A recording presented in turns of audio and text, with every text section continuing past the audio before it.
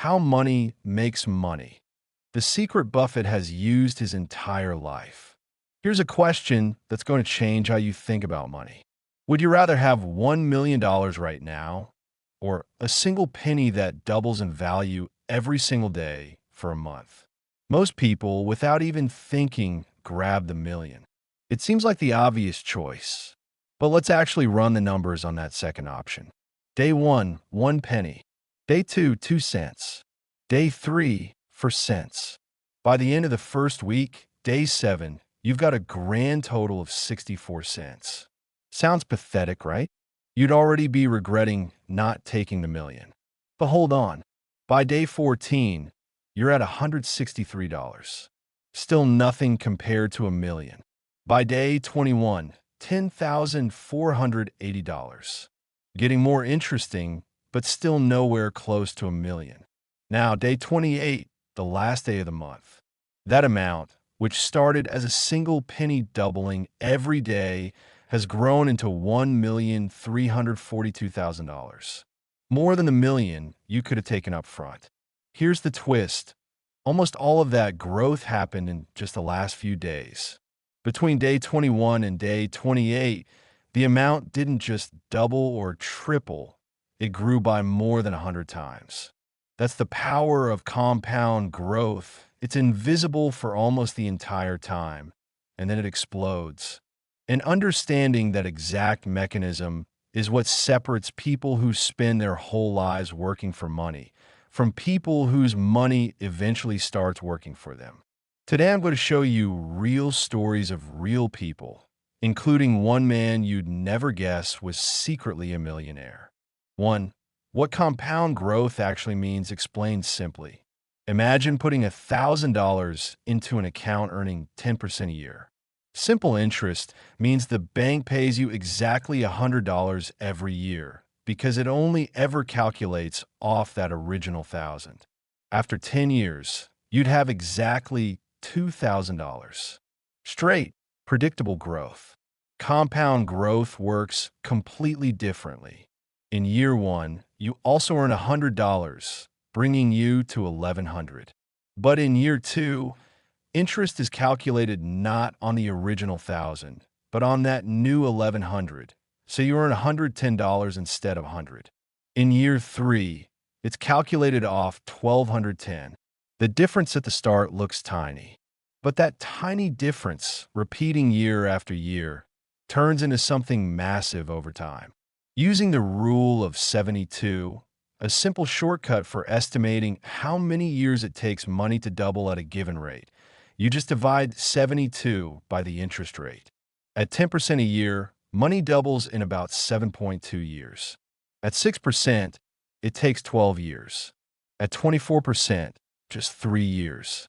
The S&P 500, an index of the 500 largest companies in America, has historically averaged around 10% a year over long stretches of time before inflation.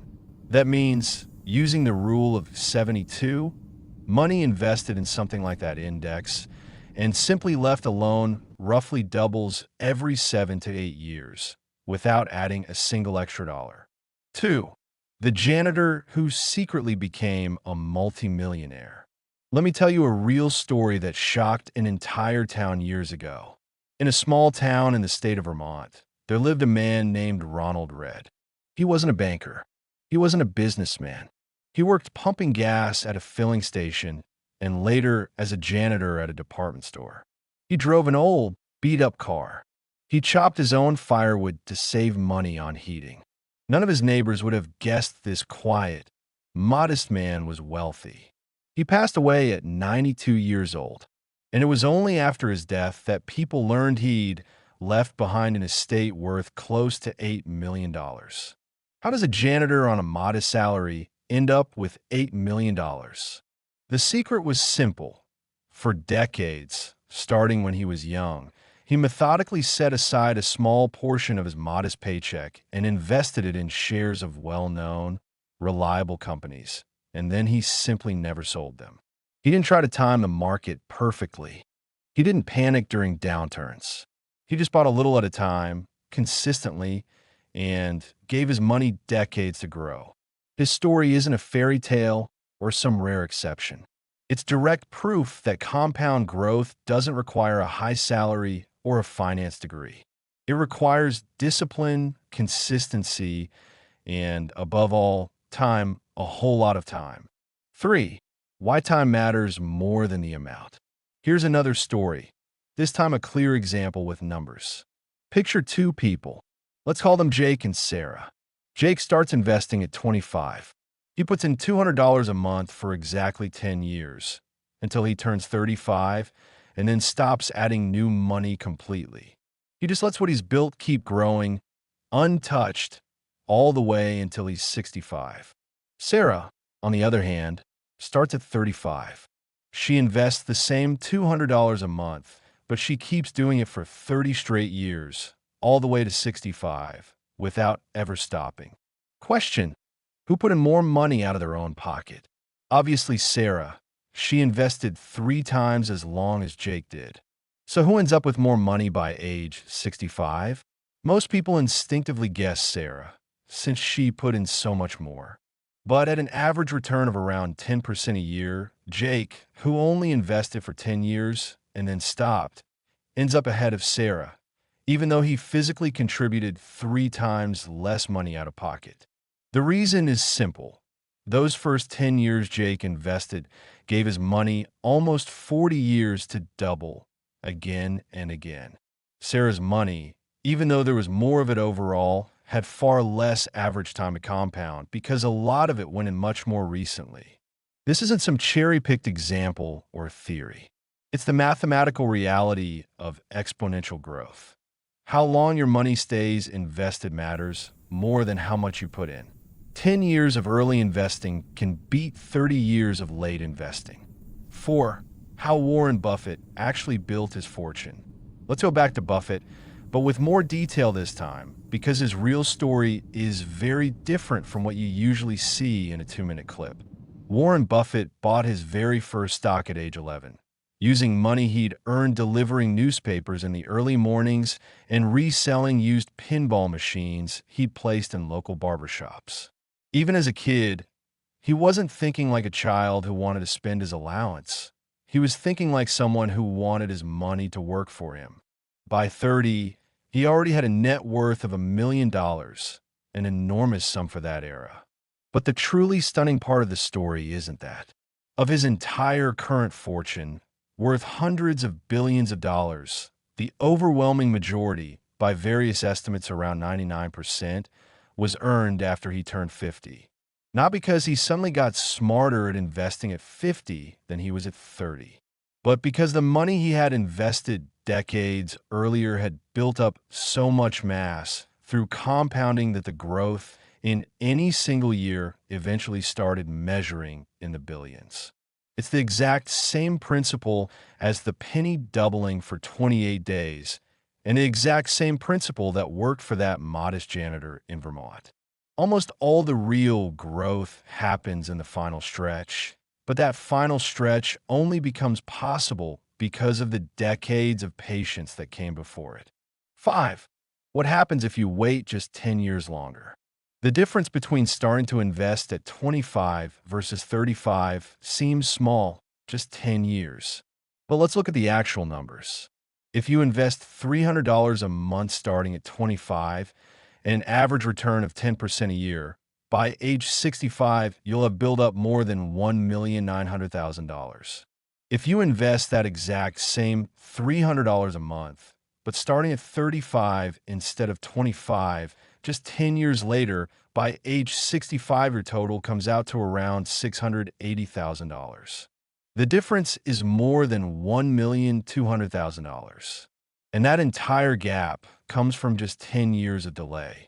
Not from investing less money each month. Not from choosing riskier assets. The only difference is when the money started working. That's exactly why people who truly understand how money works treat every year of delay not as a neutral pause, but as one of the most expensive mistakes you can make financially. 6. A real example over the long run of the market. Let's take one more real benchmark. If someone had invested $1,000 into an index fund tracking the 500 largest companies in America back in the early 1980s and simply let it sit for decades without touching it or would try and time the market's ups and downs, that $1,000 would be worth a sum in the hundreds of thousands of dollars today, despite the market going through several serious crashes along the way, including the downturn in the early 2000s and the 2008 financial crisis. The key word there is without touching it. The people who panic sold during those crashes were usually the ones who missed the recovery that followed, a recovery that historically ended up even stronger than the drop that came before it. 7. How to apply this without thousands of dollars lying around. The good news is you don't need a huge amount of starting capital to kick off compound growth. You need discipline and time. Take someone named Michael. He doesn't have thousands of extra dollars, but he can set aside $100 a month at an average return of 10% a year. If he starts at 25 and keeps going without interruption until 65, his final total comes out to more than $630,000, even though the actual money Michael put in out of pocket over all those years adds up to just $48,000. That means roughly 92% of the final amount isn't money Michael earned and saved directly. It's money that is money earned on its own, simply because it was given enough time. That's what people actually mean when they say money makes money. It's not some kind of magic, not insider information, not a lucky trade on the market. It's just the mechanics of time and compounding working in your favor. As long as you don't interrupt it or pull the money out too early, the exact same thing that janitor in Vermont did, with no finance degree at all, just discipline and decades of patience. 8. The one mistake that erases the entire effect. There's one thing that completely destroys the power of compound growth: pulling your money out too early, panicking at the first market drop, and starting over from zero. Remember the penny doubling for 28 days. If you'd cashed out on day 20, you'd have had only about $5,000. You would have missed almost all the growth that happened in exactly those final 8 days. Real investing works the same way.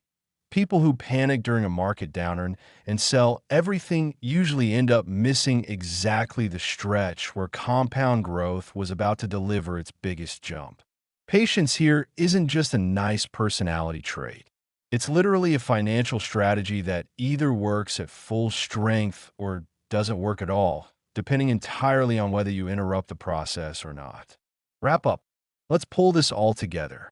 1. Compound growth doesn't happen in a straight line. It accelerates, and almost all the real effect shows up in the final years, not the early ones. 2.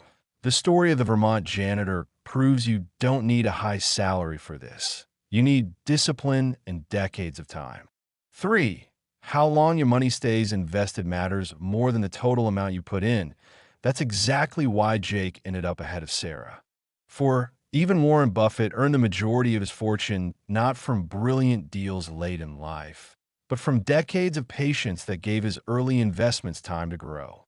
5. 10 years of delay can cost you more than $1 million over a lifetime, even with the exact same monthly contribution. 6. You don't need a lot of capital to start compounding. You need discipline and consistency. And 7. Panic and pulling your money out early destroys exactly the part of the growth this whole strategy was built for. If you made it this far, you already understand something most people don't figure out until they're 40 or 50, usually too late to get the full benefit of time. You still have that time. Leave a comment and tell me, at what age did you start investing, or when are you planning to start? And if this video changed how you think about money, subscribe, because there's a lot more coming on how the wealthiest people on the planet actually think about their money.